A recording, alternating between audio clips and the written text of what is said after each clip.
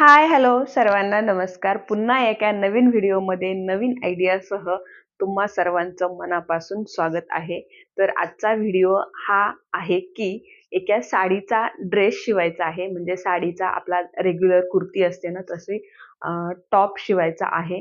तर तो कशाप्रकारे पहिले मी सर्वात आधी साडी दाखवते, की साडी कशी आहे आणि त्याच्यापासून आपण कसं डिझाइन करू शकतो किंवा टॉप कसा शिवू शकतो.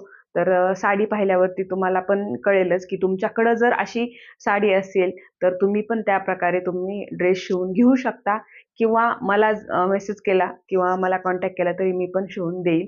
आणि खरंच कपाटामध्ये ना एवढ्या साड्या पडलेल्या असतात ना जुन्या, नवीन-नवीन साड्या घेतल्या की आपण नवीनच साड्या घालतो आणि जुन्या साड्या तशाच पडून राहतात आणि जुन्या जुन्या साड्यांचा उपयोग होत नाही. तर मग काय करायचं? तर हे अशा प्रकारे आपण उपयोग करू शकतो. कारण आपण तर कंटिन्यू साडी घालत नाही.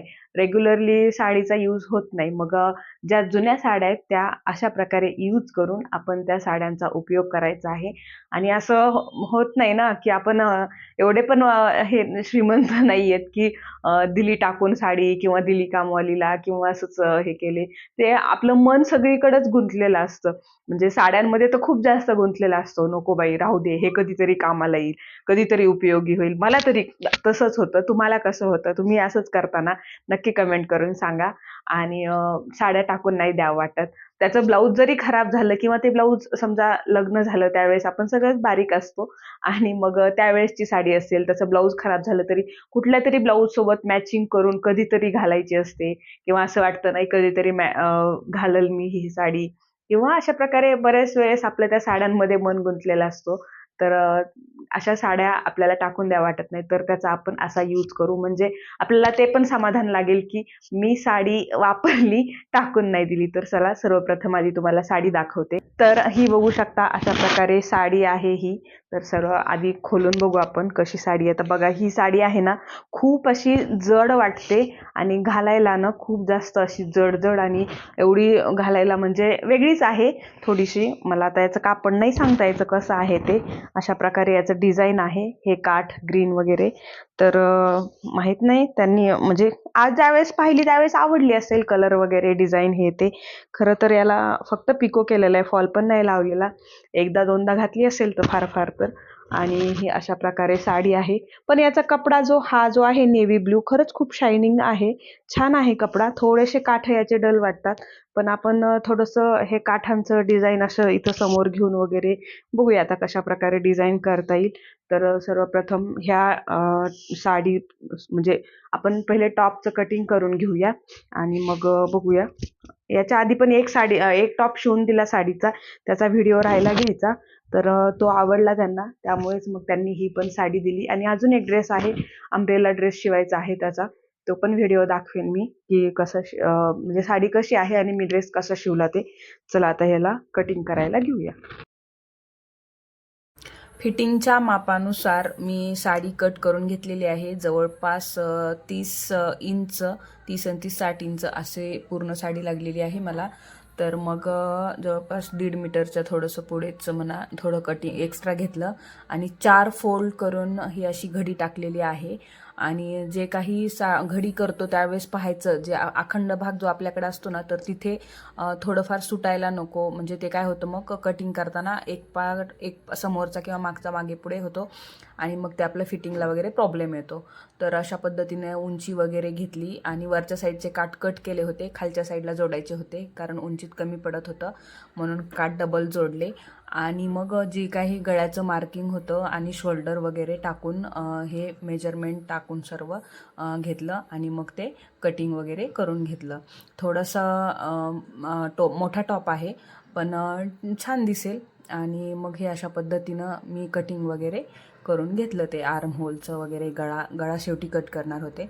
तर दोन्ही पार्ट एकसोबत कट केलेले आहेत.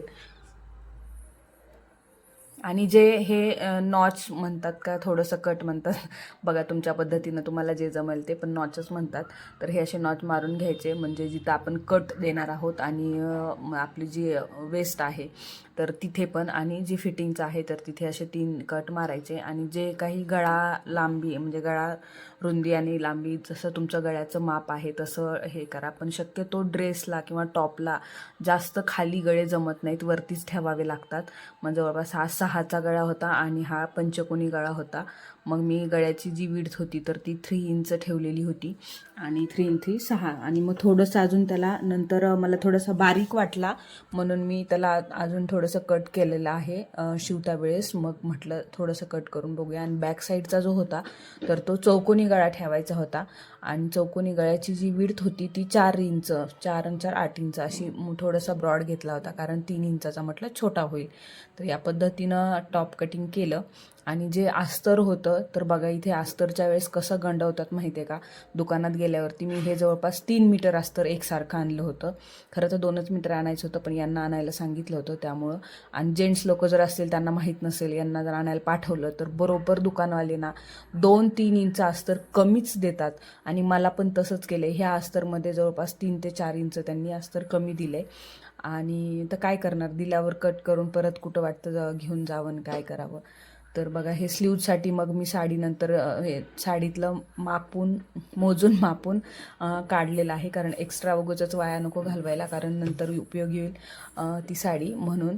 आणि स्लीवचं जे काही मेजरमेंट होतं, लेंथ होती 5 इंचाची स्लीव्ज करायची होती, पण 6 इंच घेतलं, खालून अर्धा आणि वरून अर्धा. आणि स्लीव्जला पण ते साडीचे जे हे ग्रीन कलरचे काठ आहेत तर ते ग्रीन कलरचे काठ लावायचे होते 1 ते 1.25 इंचापर्यंत. तुम्हाला पुढे दाखवेलच मी कसे लावले होते ते.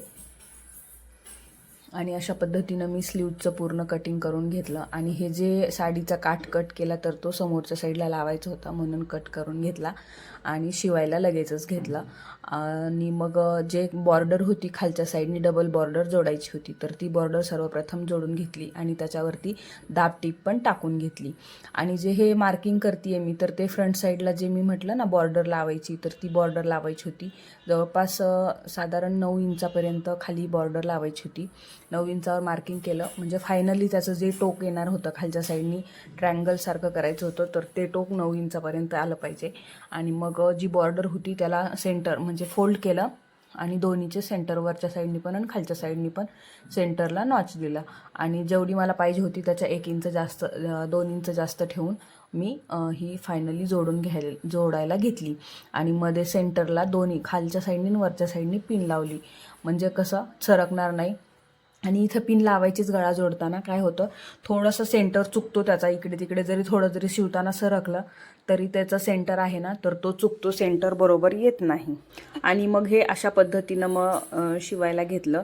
साईडला ना तो ग्रीन कलर होता, ग्रीनवरती जर नेव्ही ब्ल्यू दोऱ्याने शिवला असतं तर मग तो दोरा दिसला असता, म्हणून साईडनी ना थोडासा नेव्ही ब्ल्यू येऊ दिला, कारण का त्याचं एकतर ते साईडनी थोडंसं डिझाईन पण दिसेल आणि मला दोरा पण चेंज करायची गरज पडणार नाही.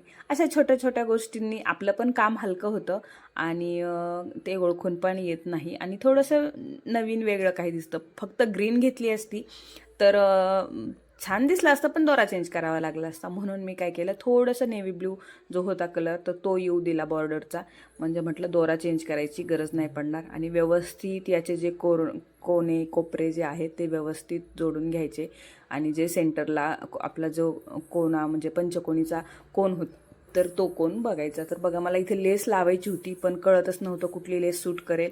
पण एक जी होती लेस सूट करत होती सुरुवातीला घेतलेली, पण ती लेस काही जास्त नव्हती, तर त्यामुळं मग नाही लावली कुठलीच लेस, प्लेनच ठेवलं. आणि जो अस्तर आहे ते अस्तर जोडून घेतलं आणि त्याचे जे कोन वगैरे आहे तिथं कट मारून सगळे व्यवस्थित हे करून पलटी करून घेतला ते अस्तर आणि मेन फॅब्रिक, आणि त्याच्यावरती एक टीप मारून घेतली, म्हणजे ते आहे ते व्यवस्थित प्लेन आणि हे बसेल. खरं तर मी याला अस्तरचा गळा जोडून नंतर पलटी करते आणि हात शिलाई करते, पण ही साडीचा कपडाच एवढा जाड आणि असा रट असल्यासारखा होता म्हणून नाही जोडला, फक्त अस्तर पलटी करून घेतलं. तर बघू शकता जो आपण टॉप शिवायला घेतला होता तर तो फायनली आपला टॉप रेडी झालेला आहे. टॉप तुम्हाला दाखवते आता मी कसा झालाय तो. पूर्ण स्टिचिंगचा चा वगैरे व्हिडिओ नाही घेतला, खूप मोठा होत होता व्हिडिओ, कारण जसं फ्रंट जोडलं होतं तसंच बॅक साईड पण जोडून घेतलेला आहे. आणि बघा हा फायनली हा टॉपचा आपला लुक आहे, बघू शकता किती छान दिसतोय तो.